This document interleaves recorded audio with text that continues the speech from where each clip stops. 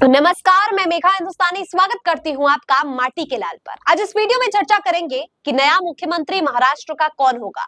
महाराष्ट्र में महायुति सरकार को जनता ने मैंडेट दिया है। अगर सचमुच निष्पक्ष तरीके से चुनाव हुए हैं, ईवीएम में गड़बड़ी नहीं है, किसी भी प्रकार की धांधली नहीं हुई है और जो बताया जा रहा है उसमें सचमुच सच्चाई है, यानी जिस तरीके से लोगों ने मैंडेट दिया है वही मैंडेट वोट काउंट होकर सामने आया है, या यूं कहूं कि महाराष्ट्र में अगर महायुति सरकार सत्ता में काबिज हो रही है तो जनता के मैंडेट की वजह से अगर सचमुच हो रही है तो ये कहना बिल्कुल भी गलत नहीं होगा कि इस वक्त महाराष्ट्र की जनता महायुति सरकार को पसंद कर रही है। वो किसके ऊपर? महाविकास अघाड़ी के ऊपर। लेकिन सबसे बड़ा सवाल है कि महायुति सरकार को पसंद कर रही है या एकनाथ शिंदे के नेतृत्व में महायुति सरकार को पसंद कर रही है। क्योंकि 3 दिन का समय जो था, क्योंकि अभी आपको पता है चुनाव हो गए हैं, चुनाव के नतीजे आ गए हैं, असेंबली डिसॉल्व हो चुका है, नया सत्र शुरू होना है। महज 3 दिन के अंदर 3 दिन का समय था और उसमें जो है मुख्यमंत्री ने अभी इस्तीफा भी दे दिया है। लेकिन कई ऐसे नाम है जिसको लेकर चर्चा तेज हो गई है। एकनाथ शिंदे के पोस्टर से शिवसेना जो है अपना मुख्यमंत्री घोषित कर दिए। वहीं दूसरी तरफ अजीत पवार ने भी अपनी दावेदारी पेश की थी। अजीत पवार की तस्वीरें काफी सोशल मीडिया पर वायरल हो रही थी कि नए मुख्यमंत्री ये होंगे महाराष्ट्र के। लेकिन सवाल ये है कि जब भारतीय जनता पार्टी ने सबसे ज्यादा अंक गणित में अच्छा स्कोर किया है तो वो कैसे ये सीट, कैसे मुख्यमंत्री का पद जो है एनसीपी को दे दे, कैसे मुख्यमंत्री का पद जो है वो एकनाथ शिंदे को दे दे। लेकिन दोस्तों आपको बता दूं कि अगर मोरली देखें तो एकनाथ शिंदे ही वो थे जिन्होंने महाराष्ट्र में भारतीय जनता पार्टी को वापस लाया है। लाडली बहन योजना कहा जा रहा है और खुद एकनाथ शिंदे भी कह रहे हैं कि उनकी योजना की वजह से ही लोगों ने महाराष्ट्र में भारतीय जनता पार्टी को पसंद किया, और ये बिल्कुल सच भी है दोस्तों।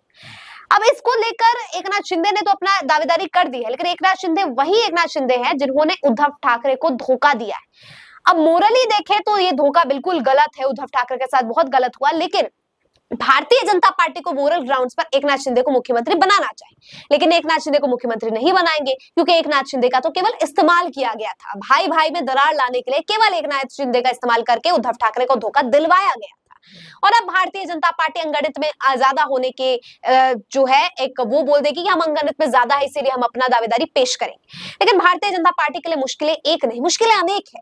चुनाव होने हैं आगे और ऐसे में अगर एकनाथ शिंदे ने जो है हाथ पीछे खींच लिया तब भारतीय जनता पार्टी के लिए मुसीबत काफी बढ़ जाएगी। बढ़ इसलिए भी जाएगी क्योंकि एकनाथ शिंदे अगर हाथ पीछे खींच लेते हैं तो भारतीय जनता पार्टी पर धोखे वाला डेंट फिर से चल जाएगा, और ये डेंट अगर फिर से लग जाता है तो आगे दिल्ली के चुनाव होने हैं, बिहार के चुनाव होने हैं, मुसीबतें ही मुसीबतें। और ऐसे केंद्र की सरकार में भी डमाडोल हो सकता है। डमाडोल केवल अंकगणित के लिए नहीं बल्कि विपक्ष को मुद्दा मिल जाएगा इसलिए भारतीय जनता पार्टी बिल्कुल भी ये चीज अभी तो नहीं ले सकती है, डेंट अभी तो नहीं ले सकती, हो सकता है बाद में ले ले। लेकिन फिलहाल मुख्यमंत्री पद को लेकर क्या कुछ खबरें निकल कर आ रही है वो आपको बताते हैं। सबसे पहले देखिए रामदास अठावले क्या इस विषय पे कह रहे हैं। रामदास अठावले बोले शिंदे डिप्टी सीएम या केंद्र में मंत्री बनने पर विचार करें। केंद्रीय मंत्री और Republican party of India RPI के अध्यक्ष रामदास अठावले ने कहा है कि महाराष्ट्र का विवाद जल्द खत्म होगा। भाजपा हाईकमान ने तय कर लिया है कि देवेंद्र फडणवीस को सीएम बनाया जाएगा। एकनाथ शिंदे इससे नाराज हैं, उनकी नाराजगी दूर होनी चाहिए। शिंदे ने अपने 2.5 साल के कार्यकाल में कई काम किए हैं। लाडली बहना योजना का महाराष्ट्र में काफी असर हुआ है। भाजपा के पास इतनी सीटें हैं कि वे नहीं मानेंगे। मुझे लगता है कि एकनाथ शिंदे को 2 कदम पीछे होना चाहिए क्योंकि देवेंद्र फडणवीस ने 4 कदम पीछे किए थे। फडणवीस शिंदे की अगुवाई में डिप्टी सीएम थे, अब शिंदे साहब को डिप्टी सीएम बनना चाहिए। अगर उन्हें ठीक नहीं लगता तो केंद्र में मंत्री बनने के लिए आगे आना चाहिए। मुझे लगता है कि इसके लिए पीएम नरेंद्र मोदी और अमित शाह गृह मंत्री इनको जो है इस पर विचार करना चाहिए। दोस्तों कितने विचित्र बात है ना कि एकनाथ शिंदे को मुख्यमंत्री बनाया गया, देवेंद्र फडणवीस को डिप्टी सीएम बनाया गया। अब देवेंद्र फडणवीस को जो है सीएम बनाने के फिराक में भारतीय जनता पार्टी और एकनाथ शिंदे से उम्मीद कर रहे हैं कि वो डिप्टी सीएम बन जाए। अरे जो मुख्यमंत्री रहा है वो डिप्टी सीएम कैसे बन जाएगा, और वो भी वो मुख्यमंत्री रहा है जिसको आपने इस्तेमाल किया है अपनी सरकार को गिरवाने के लिए, मतलब शिवसेना का जो है 2 फाड़ में बांटने के लिए। अब आप उनसे उम्मीद कर रहे हैं कि वो डिप्टी सीएम बन जाए। अब होने वाला है दोस्तों कि देवेंद्र फडणवीस को या तो 2.5 साल दे दिया जाएगा, 2.5 साल एकनाथ शिंदे को, लेकिन इसकी बहुत कम गुंजाइश है। ज्यादा चांसेस यही है कि मनाया जाएगा। मंत्री पद में हो सकता है कि 6-7 मंत्री पद एनसीपी को दे दिया जाए, 10-12 मंत्री पद एकनाथ शिंदे को दे दिया जाए, 20-22 भारतीय जनता पार्टी खुद रखे, या ज्यादा एनसीपी और ज्यादा एकनाथ शिंदे को दे दे और भारतीय जनता पार्टी की तरफ से मुख्यमंत्री हो।